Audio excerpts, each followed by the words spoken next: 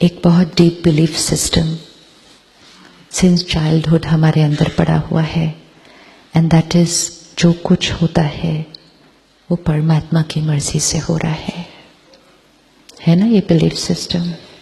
Everything that is happening in my life is happening according to God's will. यहाँ तक मानते आए कि पत्ता पत्ता भी भगवान की मर्जी से हिलता है, और इसीलिए जब भी कुछ ऐसा होता है तो हम कहते हैं परमात्मा की मर्जी, कहते हैं ना ऐसा। किसी के घर उनके यंग बच्चे की डेथ होती है, आप जाकर उनको कहो ये परमात्मा की मर्जी थी, कैसा लगेगा?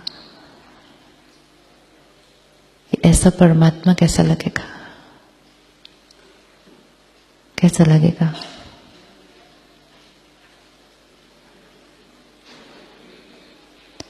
कई बार बिलीफ सिस्टम सुनते सुनते पढ़ते पढ़ते generation to generation pass down होते होते हम उसका सही जो अर्थ होता है कई बार मिस कर जाते हैं, और उसको जस्ट एज अ लाइन हम ले लेते हैं, उसको एज इट इज मानते हैं, और उसी को नेक्स्ट जनरेशन को भी हैंड ओवर कर देते हैं कि जो हो रहा है वो उसकी मर्जी से हो रहा है।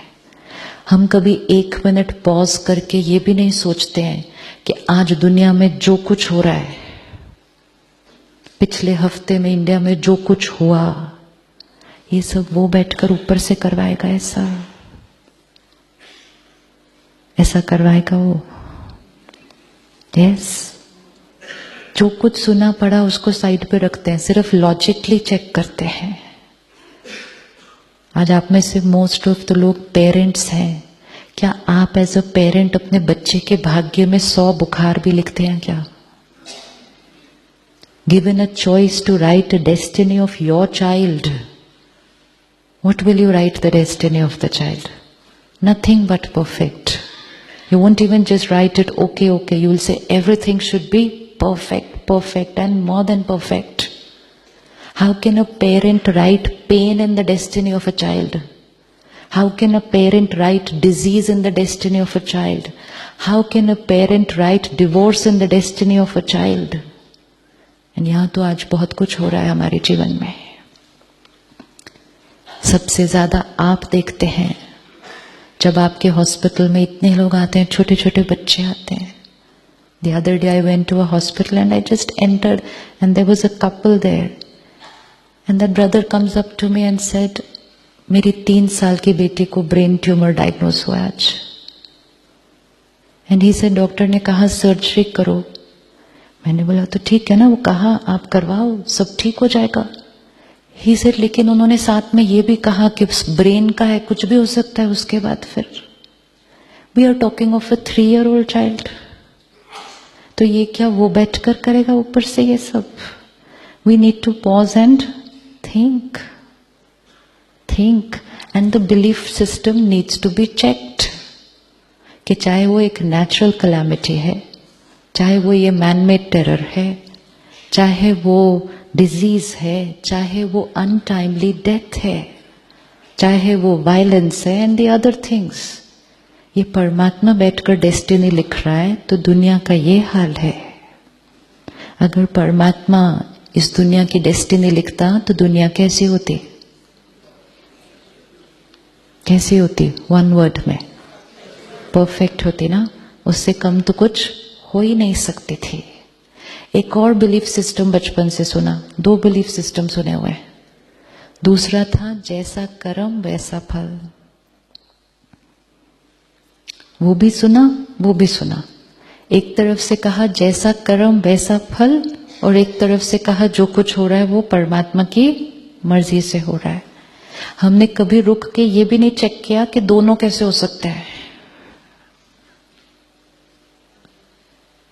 सी हाउ हम वो जो हर बात पे लॉजिक नहीं, ऐसे कैसे प्रूफ करो, ये सब कुछ करते हैं। हमने 2 कॉन्ट्राडिक्टरी बिलीफ सिस्टम सुने हैं सारी उम्र, एंड वी नेवर क्वेश्चनड कि how both are possible. We just heard both the belief systems and we said, yes.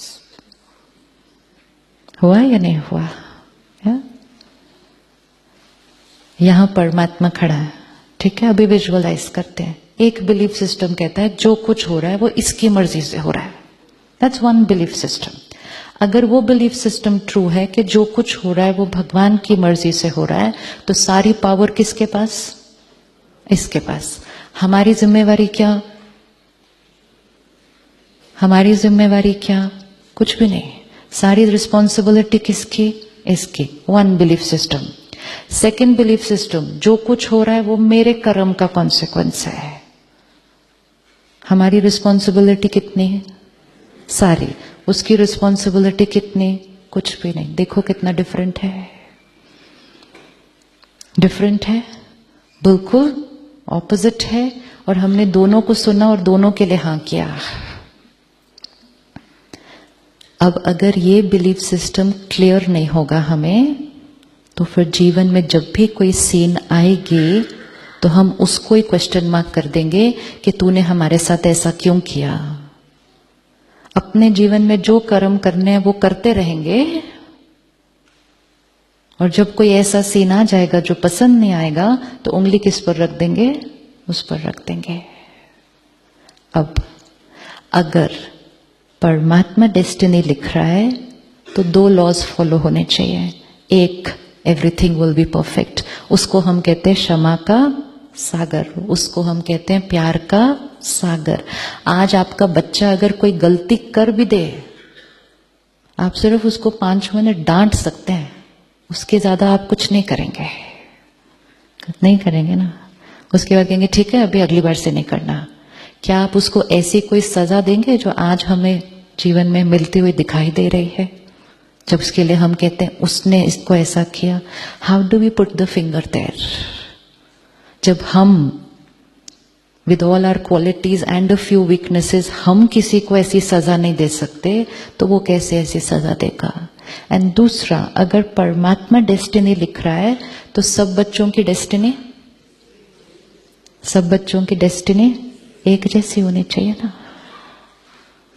आप एज अ पेरेंट दो बच्चों के बीच में मतभेद तो नहीं करेंगे. तो एक डेस्टिनी परफेक्ट होनी चाहिए, दूसरा डेस्टिनी इक्वल होनी चाहिए अगर भगवान भाग्य लिख रहा है तो. दूसरा बिलीफ सिस्टम कि जैसा हमारा कर्म वैसा उसका कॉन्सिक्वेंस. अब हमारे कर्म, मेजॉरिटी कर्म बहुत अच्छे हैं, कुछ एक कर्म हम थोड़ा सा ऊपर नीचे कर देते हैं. तो डेस्टिनी में भी मेजॉरिटी चीजें बहुत अच्छी हैं, कुछ एक चीजें ऊपर नीचे आती हैं. हम सबके कर्म अलग अलग हैं, तो डेस्टिनी भी फिर अलग अलग होगी, क्योंकि हम सब इक्वल एंड आइडेंटिकल कर्म तो कर ही नहीं सकते. हर एक का कर्म अलग, तो हर एक का भाग्य अलग. तो अब दोनों बिलीफ सिस्टम में से एक को पकड़ना होगा, दूसरे को आज छोड़ना होगा. तो कौन सा पकड़े? हाँ, जैसा कर्म वैसा फल.